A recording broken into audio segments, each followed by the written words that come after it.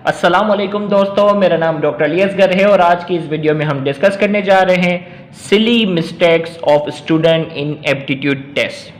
Aptitude test में वो कौन कौन सी सिली मिस्टेक्स होती हैं जो स्टूडेंट अक्सर करते हैं जिसकी वजह से उनका स्कोर जो होता है वो कम आता है। आज की इस वीडियो में हम वो डिस्कस करने जा रहे हैं। तो इस लेक्चर को शुरू करने से पहले आपसे रिक्वेस्ट करेंगे कि अगर आपने अब तक हमारे इस चैनल को सब्सक्राइब नहीं किया जो कि सिंध बोर्ड टीचिंग के नाम से है, तो काइंडली आज ही आप हमारे इस चैनल को सब्सक्राइब करें और साथ ही साथ बेल आइकन को लाजमी क्लिक करें ताकि हमारी अपलोड करदा तमाम वीडियोस की नोटिफिकेशन भी आपको रिसीव हो सके।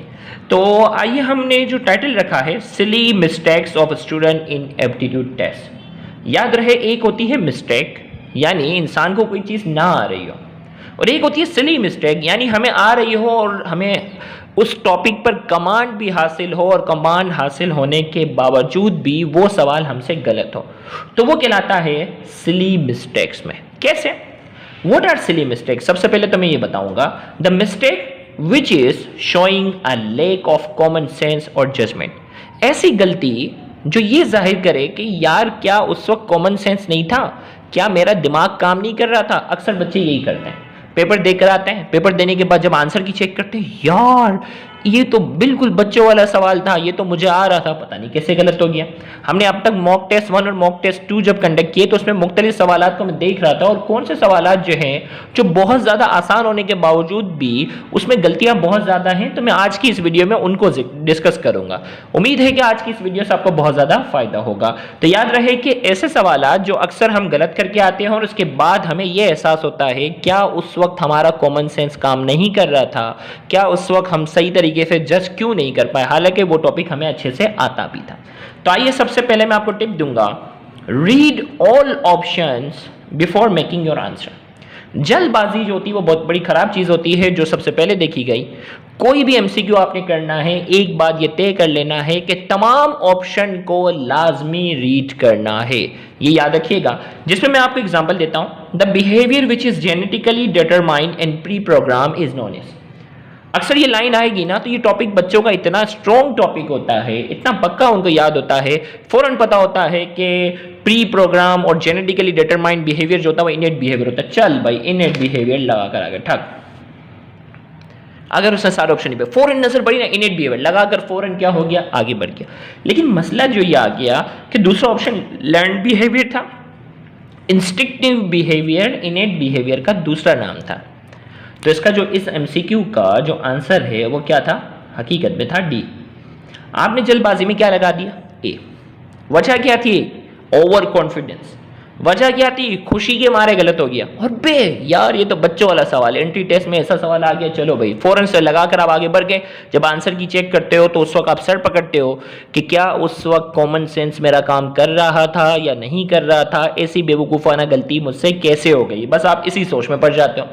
तो एक एडवाइस आपके पास है, याद रखना है, read all the options before making your answer, marking your answer. अपना आंसर मार्क करने से पहले सारे ऑप्शन अच्छे से देख लेना। भले आपको सवाल रीड करते ही आपको जो है वो ज़बानी पता था कि इसका आंसर क्या है, लेकिन सारे ऑप्शन अच्छे से रीड करने हैं। याद रहे, एक एमसीक्यू आपका जो गलत हो जाता है वो आपको 50 स्टूडेंट से पीछे कर देता है। एक बात अच्छे से याद रखिएगा, अगर किसी का स्कोर जो है, अगर उसने जो है वो 84% स्कोर किया है, आपने जो है फॉर एग्जांपल 83 स्कोर किया, तो इस एक एमसीक्यू के डिफरेंस में 50 स्टूडेंट होते हैं। एक एक नंबर पर 50-50 स्टूडेंट का जो है वो क्या होता है, डिफरेंस होता है। तो आपकी एक बेवकूफ़ाना गलती आपको 50 स्टूडेंट के पीछे जो है वो कर देती है। 50 स्टूडेंट आप इन शॉर्ट आपसे आगे चले गए, तो इसका ख्याल रखना है। दूसरा, रीड द क्वेश्चन थोरोली, अच्छे से पढ़ें, ऐसे नहीं जल्दबाजी में ऊपर ऊपर से पढ़ते जाएं। जैसे ये सवाल है ना भाई, बाज़ वक़्त आसान सवाल देखकर जो ना हम खुशी के मारे बहुत सी चीज़ें गलत करते हैं। इसमें कहा जा रहा है, what is the value of gravitational acceleration at a height of twice radius above the surface. और भी टेक्स्ट बुक का सवाल, बच्चों वाला सवाल है, अब भी हो जाएगा। चलो भाई, कैसे किया, हमें पता है जी बराबर है GME। अब यहाँ ट्वाइस लिखा हुआ है, ट्वाइस का मतलब जो है वो उन्होंने लिखा 2RE, 2 का स्क्वायर जो होता है वो कितना होता है, 4 होता है, लिहाजा जी की वैल्यू क्या हो जाएगी, जी की वैल्यू क्या हो गई, G/4। मार्क किया फौरन से, और ये एमसीक्यू आपका हो गया गलत। क्या हो गया, गलत। आंसर की जब चेक करना शुरू हुई ना, सर पकड़ लिया, अबे सही तो किया था, ट्वाइस देखा, 4n से 2r लगाया, 2 का स्क्वायर होता है 4, g की वैल्यू 4 गुना कम हो जाएगी, मार्क किया। जब आंसर की चेक की तो आपको पता चला आपका ये एमसीक्यू गलत है। क्यों? क्योंकि जमीन है, ये जमीन के सरफेस के मुकाबले में ट्वाइस रेडियस है, एक रेडियस दो रेडियस। तो ये जो फासला था ये सेंटर के मुकाबले में था, ये जो फासला था कितना था? सेंटर के मुकाबले में। अब twice radius above the earth surface तो कह रहा है, twice radius above the earth surface कह रहा है, एक रेडियस सेंटर से लेकर सरफेस तक, दूसरी रेडियस, तीसरी रेडियस। अब twice radius above the earth surface का मतलब होता है 3re। पता सबको था, सिखाया टीचर ने था, फर्स्ट ईयर के बच्चे को भी पता था। कैसे गलत किया? खुशी के बाद जल्दी ट्वाइस देखा, 2re लगाया, 2 का स्क्वायर 4 हो गया। जबकि लगाना क्या था? लगाना था 3re। तो ये आपका सवाल ऐसे सोल्व होना था, GME ओवर 3re, इसके ऊपर आ जाएगा स्क्वायर, 3 का स्क्वायर होता है 9, आपका आंसर था 9। तो ये MCQ का आंसर G ओवर 4 नहीं था, कितना था? G ओवर 9 था, C इसका आंसर था। मतलब क्या हुआ? एक बेवकूफाना गलती आपको 50 स्टूडेंट के पीछे फेंक देती है, और ऐसी अगर 3-4 गलतियां, ऐसी 10-12 अगर गलतियां हैं तो आपका एडमिशन ही खत्म है। क्योंकि हर एक MCQ गलत करने पर 50-50 स्टूडेंट है ना, ऐसी 10-12 गलतियां करके आ जाओ, बस 200 MCQ है ना, ऐसी 10-12 गलतियां आपके एडमिशन ही कैंसिल करवा देंगे। ऐसी 4-5 गलतियां आपकी मेडिकल कॉलेज चेंज करवा सकती है। ऐसी 1-2 गलतियां आपके मेरिट नंबर को क्या कर सकती हैं? खराब कर सकती हैं। तो मैं आपको इसीलिए अपने एक्सपीरियंस की बेस पे बताना चाह रहा हूं, सवाल को अच्छे से रीड करना है। Twice radius above the earth surface, जमीन के सरफेस के मुकाबले में 2 रेडियस अबव हैं, यानी एक रेडियस सेंटर से लेकर अबव सरफेस तक, दूसरी और तीसरी जो है इस सरफेस के ऊपर की बात हो रही है। मतलब इस सवाल को हमें सॉल्व करना था 3re लगाकर। सेम इसी तरीके से एक और एग्जांपल मैं आपको दूंगा। द स्ट्रक्चर, देखो बड़ा आसान बच्चों वाला सवाल, लैटिक साइकिल किसको नहीं आती? सबको आती है। The structure injected by bacteriophage during lytic cycle, lytic cycle injected, चलो भाई फौरन टेल आ गया। जबकि टेल तो अटैचमेंट के लिए है, टेल जो है, ये बहुत से बच्चों ने गलती की है, टेल जो होती है वो बैक्टीरियल सरफेस पर अटैचमेंट के लिए है, ना कि इंजेक्ट के लिए। पता सबको है, जल्दबाजी में देखा वो इंजेक्टेड, चल भाई पहला ही आपके जहन में आ गया, आपने उस सवाल को अच्छे से रीड ही नहीं किया। तो जबकि इसका आंसर ये नहीं था, इसका आंसर था भाई वो कौन सा स्ट्रक्चर है जो बैक्टीरियोफेज जो है वो इंजेक्ट करता है। इंजेक्ट तो डीएनए करता है, इंजेक्ट क्या करता है? डीएनए जो होता है वो इंजेक्ट करता है, ये इसका आंसर था। लेकिन आपने क्या किया? जल्दबाजी में इंजेक्टेड, चल भाई टेल लगाकर बहुत से बच्चे आ गए। हालांकि जब आप आंसर की चेक करोगे ना तो आप सर पकड़ने पर मजबूर हो जाओगे कि यार उस वक्त मुझे क्या हुआ था, क्या नशे की हालत में तो नहीं था। सिली मिस्टेक में यही होता है ना कि इंसान कहता है क्या यार मैं कॉमन सेंस में नहीं था क्या। तो इसीलिए मैं आपको एडवाइस दूंगा कि कोई भी सवाल आपने रीड करना है, अच्छे से रीड करना है, और अच्छे से रीड करके ही उस MCQ का क्या करना है, सारे ऑप्शन देखकर आपने क्या करना है, मार्क करना है। अगली गलती जो मैं आपको बताने जा रहा हूं जो स्टूडेंट अक्सर करते हैं वो क्या है? Read the unit clearly before solving and marking the answer. आपने जो न्यूमेरिकल टाइप के जो सवाल होंगे ना उसकी यूनिट पर अक्सर तवज्जो नहीं जाती। हम फौरन देखते हैं, देखो अब क्या हुआ, a system does 200 joule of work when 1000 calorie of heat is supplied to the system, what is the change in internal energy of the system. अब भाई हमारे पास फॉर्मूला था, चेंज इन इंटरनल एनर्जी बराबर है WQ upon delta Q minus delta W। Okay, delta U पूछा गया है, हमारे पास जो है वो हीट सप्लाई लिखा 1000, ये हो गया 200, चेंज इन इंटरनल एनर्जी हमारे पास आ गया 800 जूल। बच्चे ने क्या कर दिया? ए ऑप्शन मार्क कर दिया। क्या कर दिया? ए ऑप्शन मार्क किया, स्पीड से आगे बढ़ गया। बच्चों वाला पेपर था, क्या था? NTS का पेपर, बिल्कुल बचकाना पेपर था, बहुत ही आसान था। आंसर की चेक की ना, सर पकड़ने में मजबूर हो गया। क्या था? ये 200 जूल है, ये क्या है? 1000 कैलोरी। 1 कैलोरी बराबर है किसके? 1 कैलोरी बराबर है 4.8 जूल के। तो 1000 कैलोरी है, इसका मतलब 4200 जूल की हीट एनर्जी दी गई है। क्या दी गई है? 4200 जूल की। अब इस फॉर्मूले में लिखूंगा डेल्टा U बराबर है delta Q minus delta W।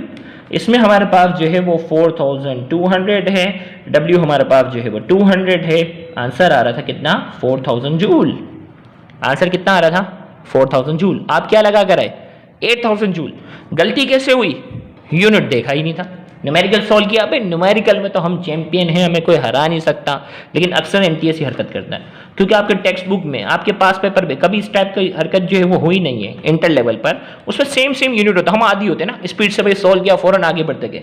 लेकिन एनटीएस लेवल पर ऐसी ट्रिक हो जाती है, तो आपने सॉल्व करते वक्त देख लेना यार यूनिट पर अच्छा सा क्या करना है, फोकस करना है। अक्सर यूनिट ना देखने की वजह से सिली मिस्टेक, में यही कह रहा हूँ ना, आप उस वक्त सोचोगे क्या यार मैं अपने कॉमन सेंस में नहीं था, क्या मैं अपने होश में नहीं था कि यार ये सी बेवकूफ़ी हो गई।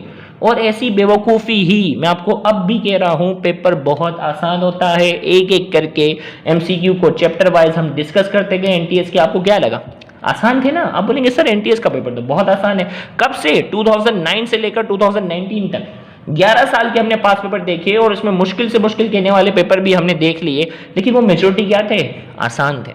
मसला क्या आ रहा था, हम इतने प्रेशर को एब्जॉर्ब नहीं कर पाते। स्टूडेंट बहुत सी सिली मिस्टेक्स कर जाते हैं, जिसकी वजह से उनका टेस्ट जो है, उनका स्कोर जो होता है वो बुरा आता है। तो इसका इस एमसीक्यू का जो आंसर था वो 800 जूल नहीं था, क्या था, 4000 जूल।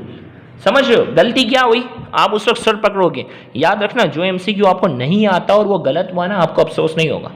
अफसोस तब होगा, दुख तब होगा जब एक चीज आपको आ रही होगी और आपने क्या कर दी, गलत कर दी। आपको कई दिनों तक नींद नहीं आएगी, सिर्फ यही बात दिमाग में होगी कि यार काश ये कर लेता, काश यूनिट पे अच्छे से नजर ले लेता, काश सारे ऑप्शन में देख लेता, काश सवाल को अच्छे से पढ़ लेता, काश जल्दबाजी ना कर लेता। ये सारी चीजें दिमाग में आती जाएंगी। सही है, तो ये सिली मिस्टेक्स मैंने पॉइंट आउट किया। एक और सिली मिस्टेक जो है वो है कंपैरिजन क्वेश्चन।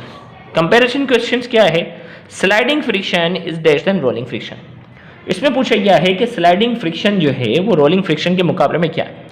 ए में कहा जा रहा है ग्रेटर, बी में कहा जा रहा है लेस, सी में कहा जा रहा है इक्वल, और डी में कहा जा रहा है नन ऑफ दीस। अब एक बच्चा है जिसको ये सवाल आता ही नहीं था, जल्दबाजी में नन ऑफ दीस लगाया। जल्दबाजी में क्या लगाया, नन ऑफ दीस।